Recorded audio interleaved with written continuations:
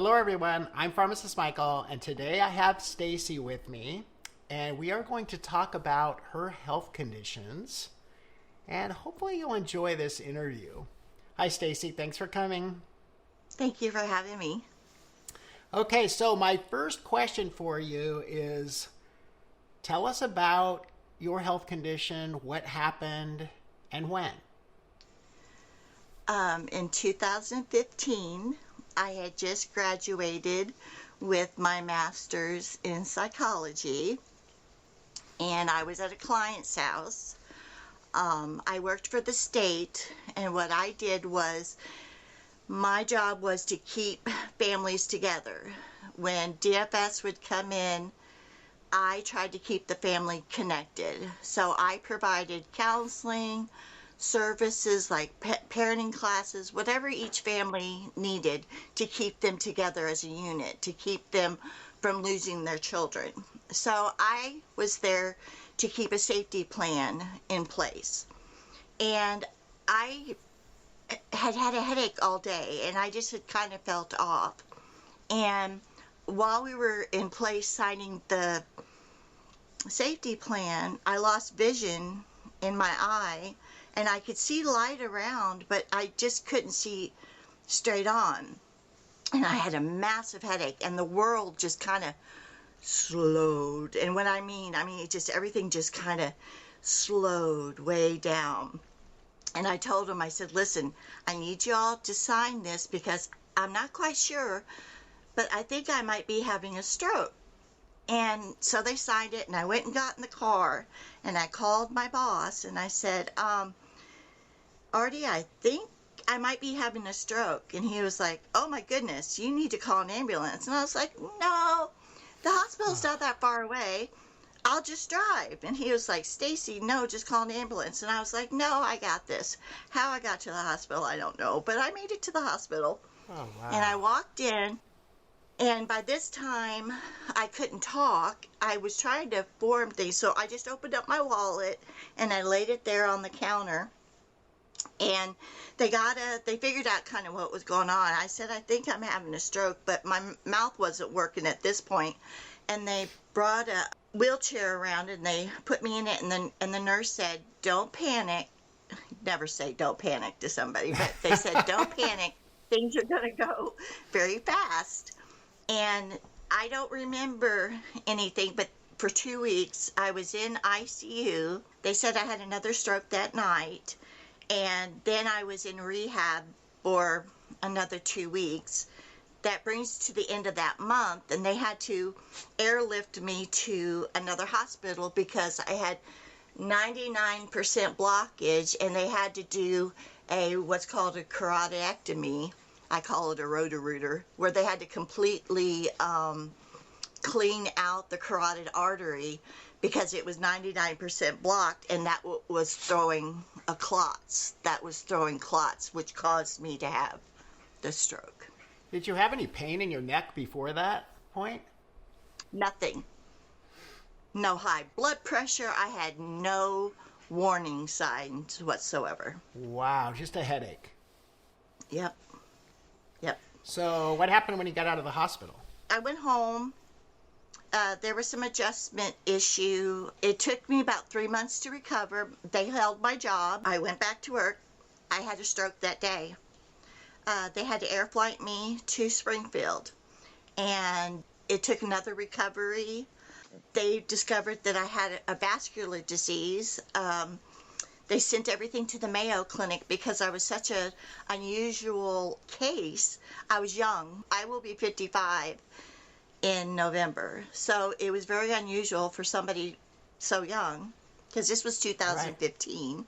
They didn't quite know what was going on. I couldn't go back to work. I had already paid $300 to do my PLPC, because here in the state of Missouri, you have to have your practicing licensing for 2 years before you can be a full-time therapist. You can't just become a therapist. You have to do it for 2 years. And I'd already paid the $300, and I asked the state if they could accommodate me, because where the stroke hit hit me on both sides of the brain.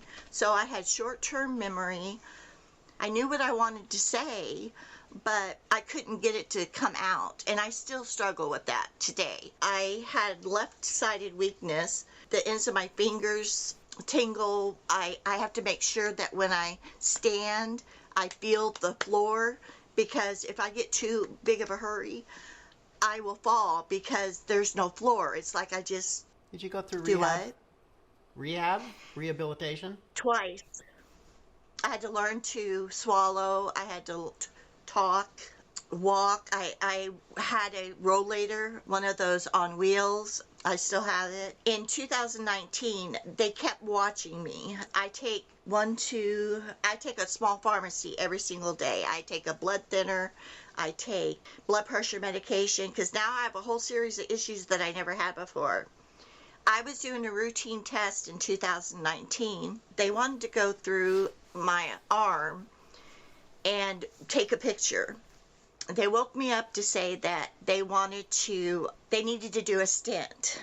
Well, because of the vascular disease that I had, when they went in and tried to put the stent in, everywhere they tried to go, the veins shredded. I fell asleep in one hospital and woke up in a different one. I had to have emergency open heart surgery. I don't do nothing normal. I go big.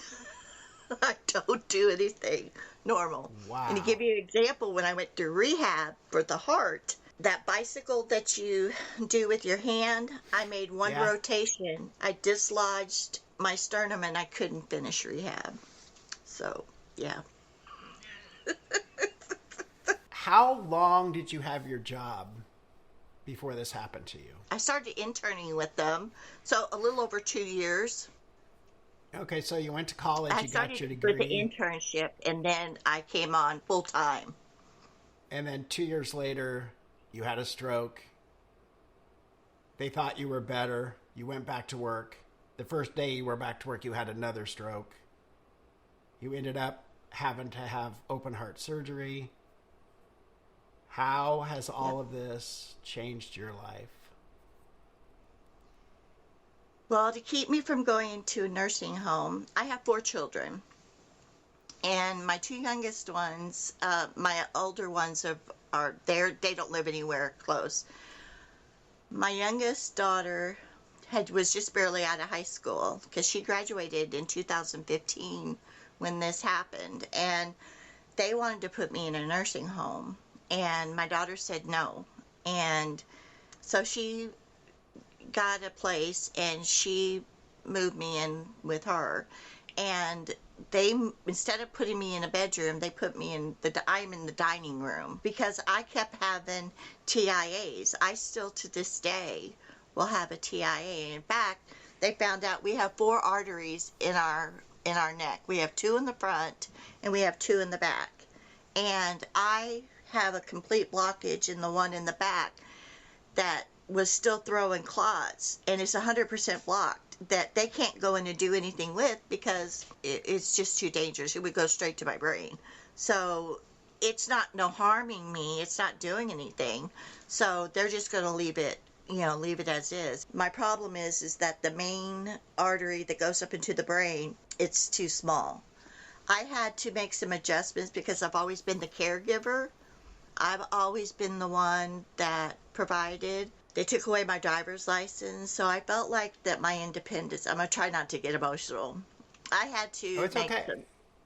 This is an emotional thing. My independence was taken away. I had to rely on a child that was just beginning her life. I had a job that I loved, that I worked really hard to do, and I can't do that. But I keep my toe dabbled. I'm on TikTok now, and I crochet, and I've got very strong coping skills, and I keep myself positive. I joined TikTok in October. I'm a little late to the show, but I keep myself busy. I make presents and I give them away. It's been a lot, but I just keep myself going. That's all I can do, So I'm going to ask you a question that, I talk a lot about coping skills. I know that you've seen my lives a lot, and you're a psychologist, so that's your specialty, right? Yeah.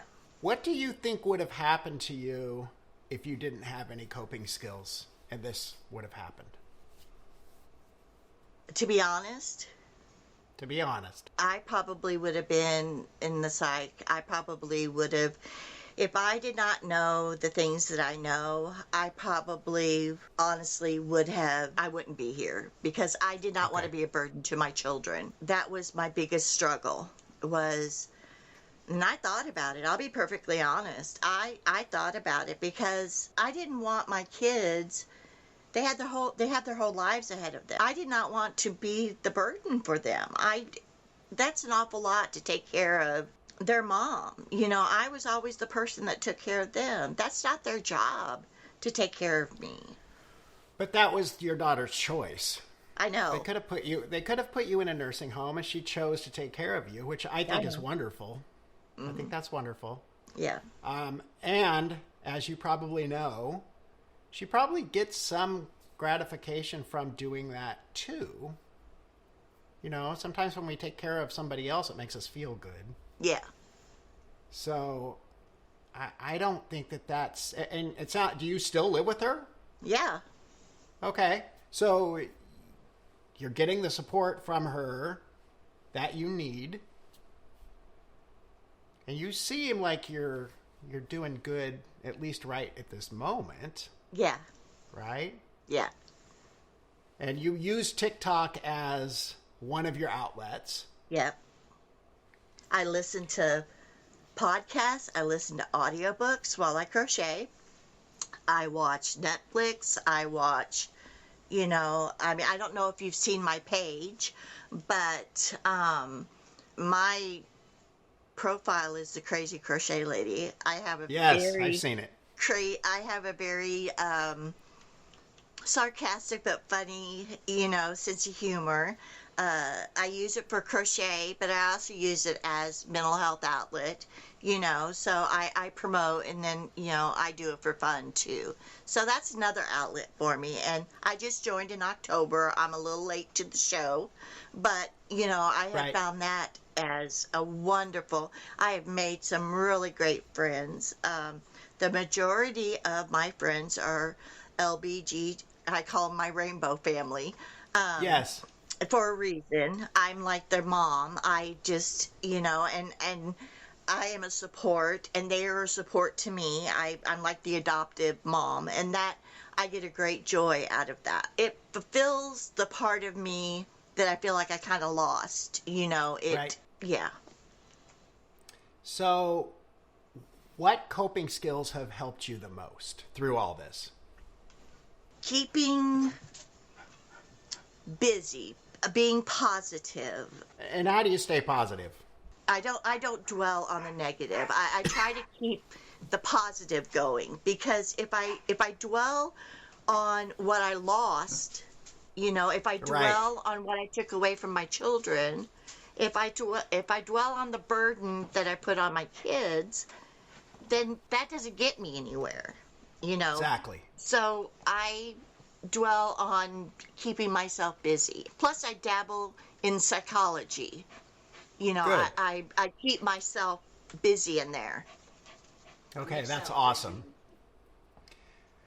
So what struggles do you still have?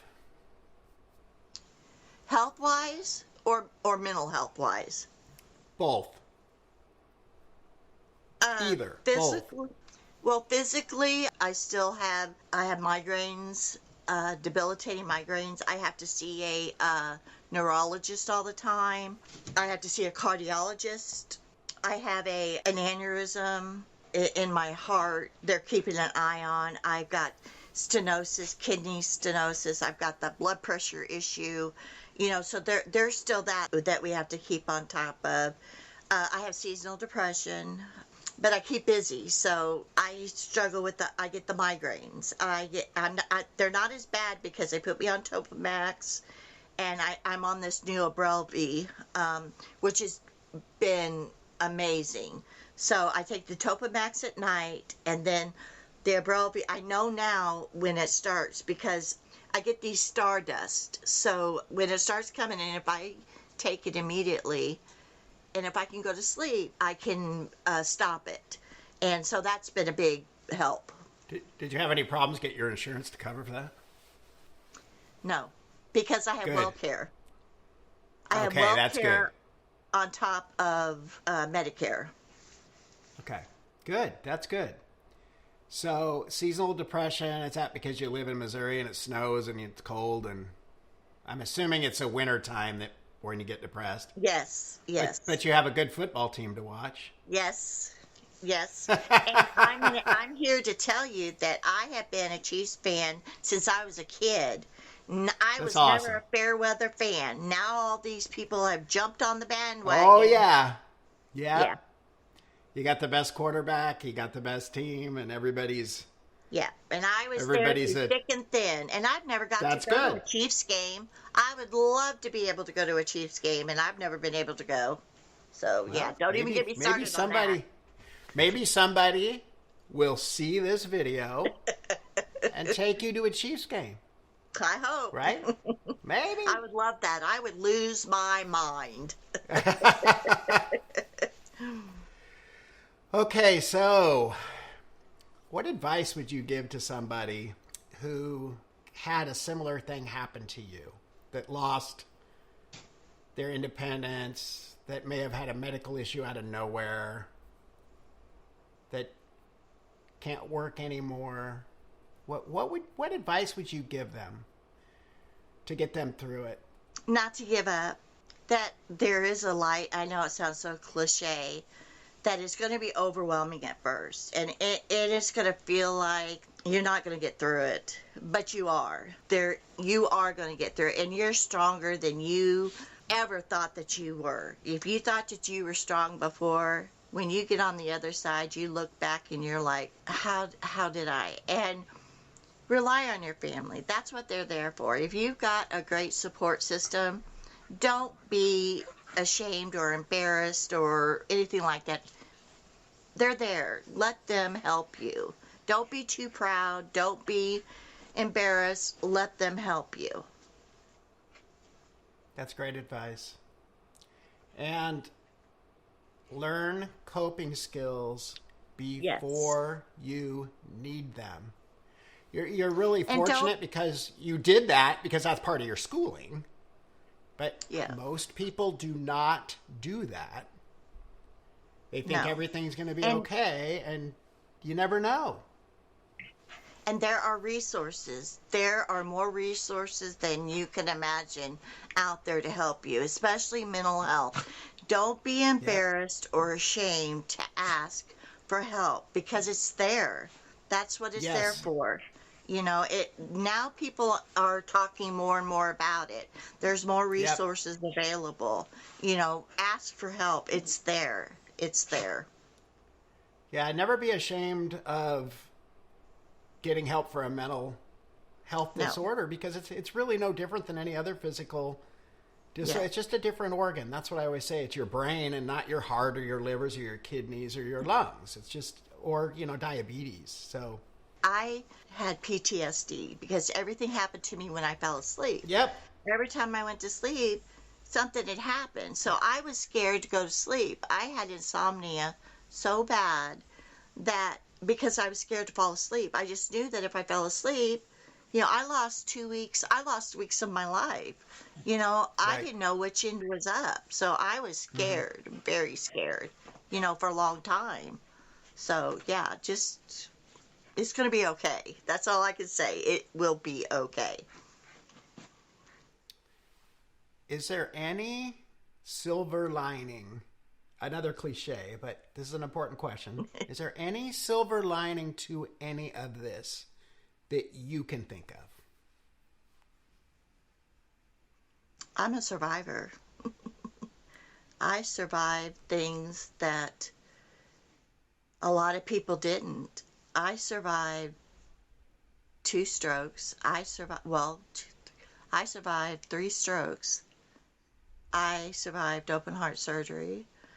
I severe mental illnesses. I survived serious, deep, dark thoughts that, thank goodness I had the skills that I did, and I had the support because not everybody has that. That's I right. had the education, Yep. and I had the knowledge. A lot of people don't have that. I knew to reach out and ask for help. I got over myself. Even with all that knowledge and schooling, I still had to get over myself. Even with all that, I still was so vulnerable and scared. And I just had to realize that I had to depend on other people, that even as strong as I thought that I was, I had to let go. I had to realize that I couldn't do it all. That even though I was trying to do everything, that I couldn't. I couldn't be everything to everybody. That I had to let go. And once I did that, once I made that realization, it was like all of a sudden this burden had lifted off of me.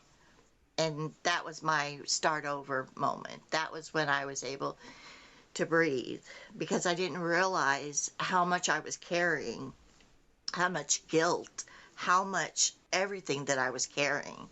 And once I did that, it made a world of difference. And I was stronger than what I ever thought that I could ever be, you know. This has made you stronger. And are you sleeping now? Yes. How Without did you get medication. So how did you do that? How did you get from someone who can't sleep because they're scared something bad's going to happen to them to getting back to being able to sleep through the night? Therapy. Okay, good. I see a therapist. I always laugh. We always say therapists see therapists. I see somebody regularly. I see somebody once a week. I needed to. That was the only way to be able to do it. Right. I tried, pride, I don't need anybody. I've got all the skills. I know it all. I Yep. didn't. Even with my education and everything, I had to let go of that and realize that no, you can't. It reminds me of a pharmacy professor I had that had allergies and had a long trip in front of him, and he took some Benadryl because he thought, I'm a pharmacist. It's not going to affect me. And he almost crashed his car. Yeah. Just because we think we know things doesn't mean we're any different than anybody else. Yeah. Yep. Okay, Stacy, is there anything else that you want to tell all these beautiful people out here that are watching us? One foot in front of the other. That has been my motto. Is I try to start every day one foot in front of the other. I can only control what I can control. I've always been a control freak. I had to learn to let go that I can't control everything. Right. I had to let go, and just let it be. It is what it is. That's my motto. It is what it is, and one foot in front of the other. And at the end of the day, if I can lay my head down and I did the best I could today, that's everything. What are your goals going forward?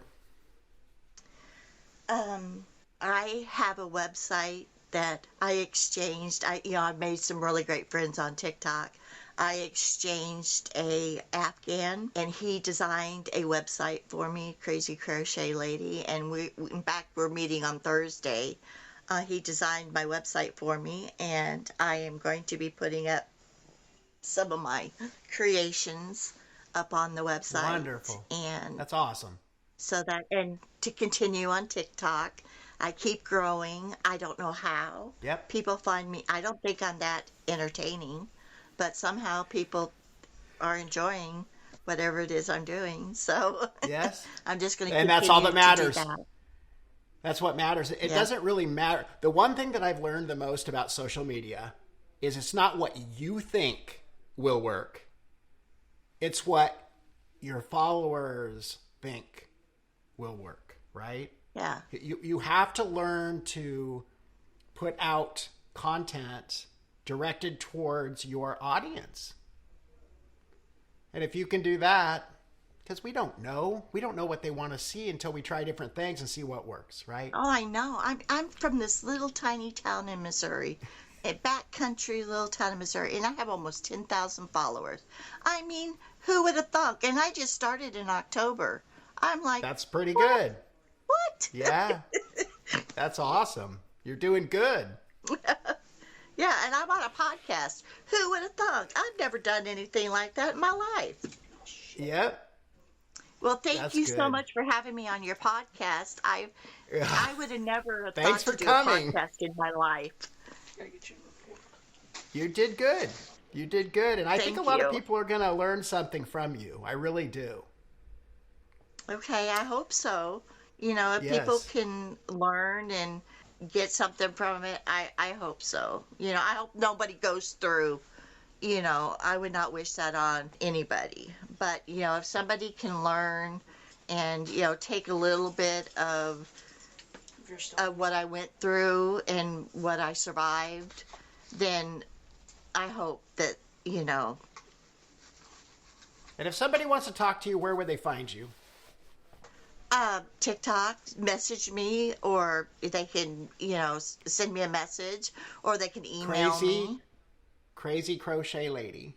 Yes, I am Crazy Crochet Okay. Lady on TikTok, or they can Okay. email me, mummydearest2001 at yahoo.com. Okay. I am willing to answer, if they've got any questions or I can help anybody. I'm open to that. Okay, that's wonderful. Okay, thank you, Stacy. Thank you. Will you send me a copy of it? I will send you the link as soon as it comes out, which will probably be Friday. All right. Thank you so much. You Absolutely. don't even know. This has been so much fun. I thought you It's might not have. as bad as I thought it was going to be because No. I was just so nervous. This was like talking to a friend. It wasn't Yes. bad at all. Nope. Nope.